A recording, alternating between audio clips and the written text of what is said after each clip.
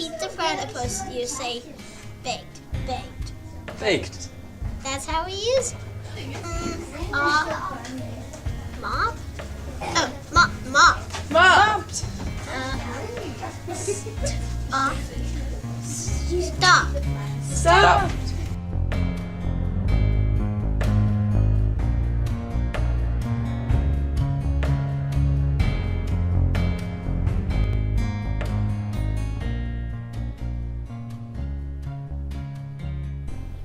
In addition to the area's public schools, the Asheville region features a number of charter schools. A charter school is an independent school which has been given funding from a state or local school board to provide an education to students. These schools generally receive less money per student than traditional public schools, and also have less regulation and oversight, but more freedom to control their own curriculum.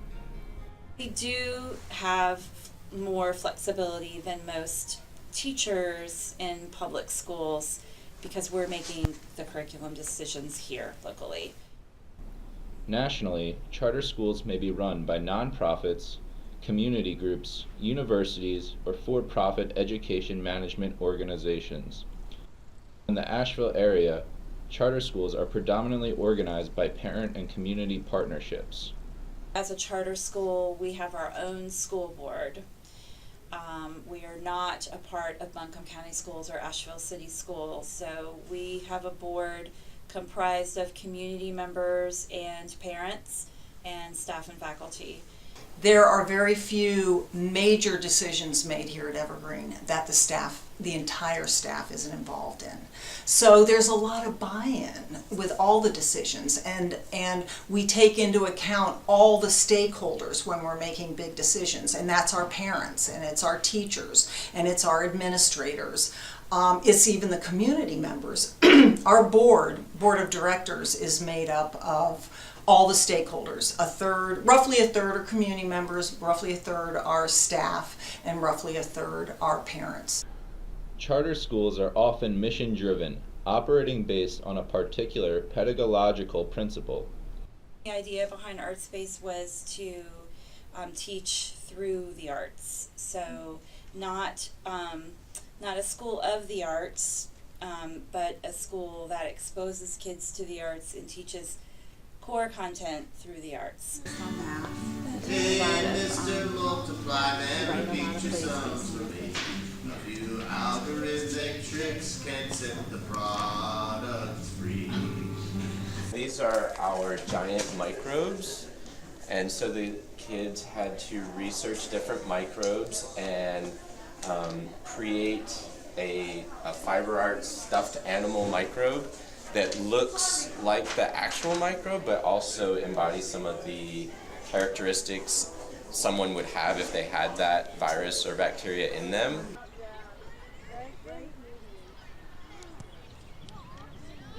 We are a member of a network of schools called Expeditionary Learning. And back years ago when we joined, it was called Expeditionary Learning Outward Bound. And it's evolved over the years, and it, for some reason, dropped the Outward Bound piece. But we do a different twist on expeditionary learning because we also are an environmental education school. You're not just learning in isolation, you're not just learning facts and figures, but you're learning how to apply and how to then weave what you're learning into your community and the world around you. So there's some authenticity, there's some meaning, and there's some depth for you to hang your learning on, instead of it feeling like a bunch of isolated things you're memorizing and regurgitating and moving forward with. Though the modern concept of charter schools originated in the mid-70s, the first American charter school was not created until 1992 in Minnesota. Since then, charter schools have gained traction, particularly after the release of the film Waiting for Superman in 2010, which portrayed charter schools as a solution to educational failings, particularly in large city school districts. I think about 60,000 people have gone to the school in 40 years. 40,000 didn't graduate. This is the damage that this school has done to this neighborhood. A child that doesn't finish high school will earn less and be 8 times more likely to go to prison. I want to go to school. For these kids, their only chance at getting into a great school depends on whether their number is picked in a lottery. Charter schools exist currently in 42 states and the District of Columbia. North Carolina passed a law allowing for charter schools in 1997.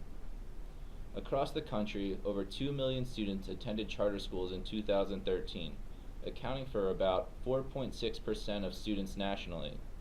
In 2013, 3 charter schools in Buncombe County provided an education to 789 students out of over 26,000, or 3% of total students.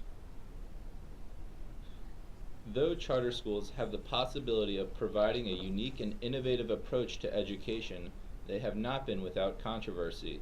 Schools are not for sale. What? Our schools are not for sale. Stop the drive to privatize. Opponents of charter schools argue that charter schools are used as a way to save money by outsourcing education to schools with less oversight and accountability. Others argue that charter schools take away focus from fixing poorly performing public schools, which educate far greater number of students. Charter schools are also seen by some as an attempt to undermine teaching unions and privatize the education industry. Faculty at AT Academy are still waiting to see if they'll be paid the money they're owed. Board members at the financially struggling school terminated their health insurance but kept deducting the money out of their paychecks. In some states, the majority of charter schools are run by for-profit corporations. There's no best school out there. It's really finding the right school. And it's true for teachers, it's true for students, and having choices beyond the traditional public, like what the charters offer in this area, give families those opportunities.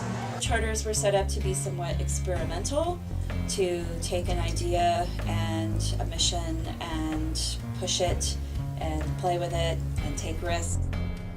Charter schools are a part of the educational landscape of the Asheville, Buncombe County area.